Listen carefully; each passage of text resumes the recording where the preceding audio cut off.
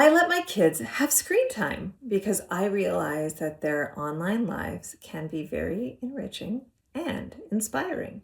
There is a ton of research out there showing how horrible screen time is for kids. So I decided to completely ban it during the school week for my kids who are 9 and 11. Turns out there were just too many screens that had infiltrated our lives.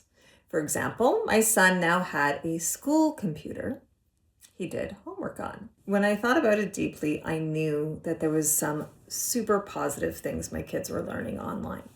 For example, my daughter got obsessed with making smoothie bowls this summer, inspired by YouTube. Very healthy inspiration. And she took our old food processor and she blended up frozen fruit and got just the right texture that she learned about on online tutorials. And she just catapulted up the learning curve super quickly thanks to all these online tutorials.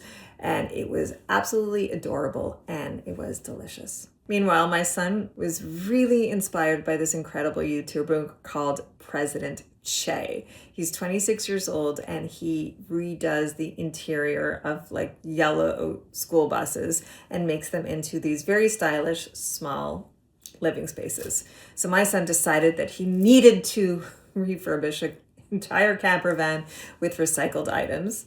And I was like, that's not very realistic.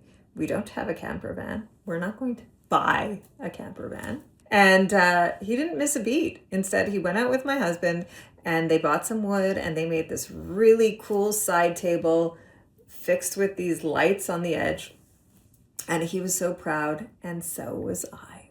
So it turns out there's also research that shows that not all children interact with screens in the same way. Some have positive experiences, and sadly, some have very negative experiences. Still, as a parent, I don't know if I'll ever not worry about harmful online content and all that scrolling. But at the same time, I can see how these positive and very inspiring interactions are very much preparing them for the future.